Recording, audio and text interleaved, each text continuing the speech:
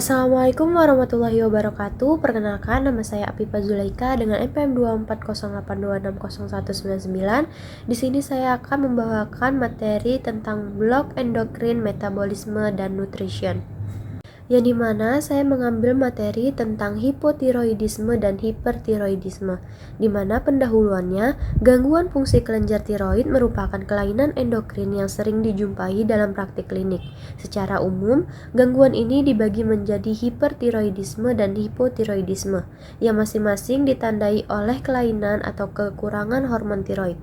Hormon tiroid berperan penting dalam mengatur laju metabolisme basal, pertumbuhan, serta perkembangan sistem organ tubuh. Selanjutnya juga terdapat fisiologi kelenjar tiroid. Kelenjar tiroid menghasilkan hormon tiroksin atau T4 dan triiodotironin atau T3 yang disintesis dari asam amino tirosin dan iodium. Sekresi hormon tiroid diatur oleh proses hipotalamus hipofisis tiroid melalui mekanisme umpan balik negatif, yang dimana yang pertama hipotalamus menghasilkan tirotropin releasing hormone atau TRH.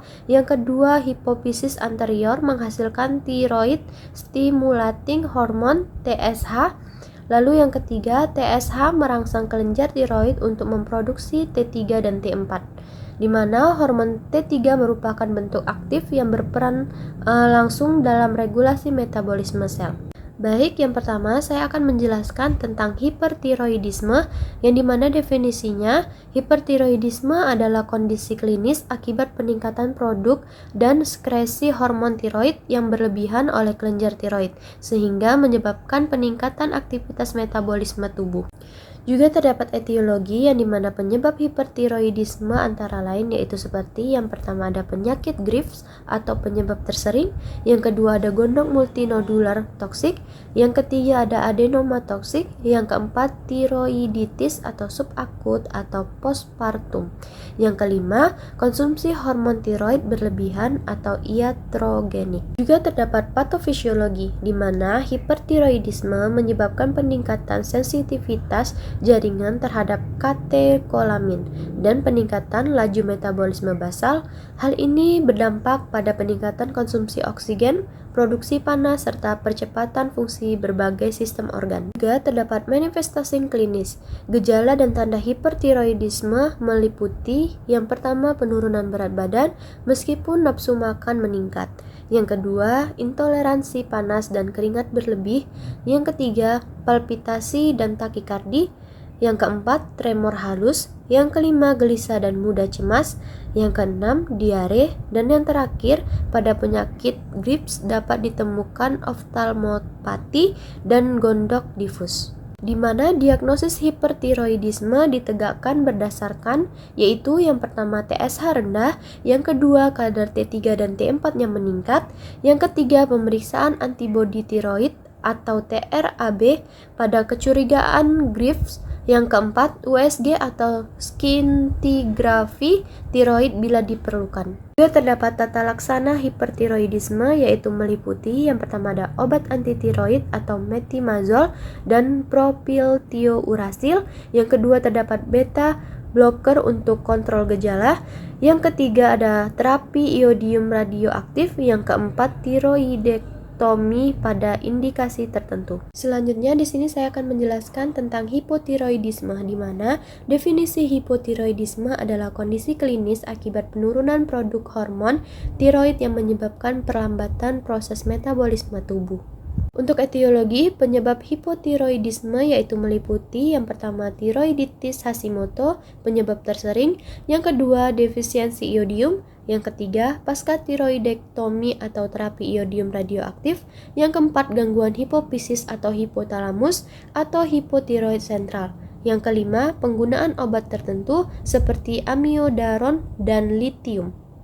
Untuk patofisiologinya, yaitu kekurangan hormon tiroid menyebabkan penurunan laju metabolisme basal, penurunan produk panas, serta gangguan fungsi berbagai sistem organ, termasuk sistem kardiovaskular, saraf, dan pencernaan. Untuk manifestasi klinisnya, gejala dan tanda hipotiroidisme antara lain yaitu kelelahan dan penurunan aktivitas, peningkatan berat badan, intoleransi dingin, konstipasi, kulit kering dan kasar, rambut rontok, bradikardi. Pada kasus berat dapat terjadi myxedema. Untuk diagnosis hipotiroidisme ditegakkan melalui yang pertama TSH meningkat atau hipotiroid primer, yang kedua kadar T4 bebas menurun, dan yang terakhir pemeriksaan antibodi anti-TPO pada Hashimoto.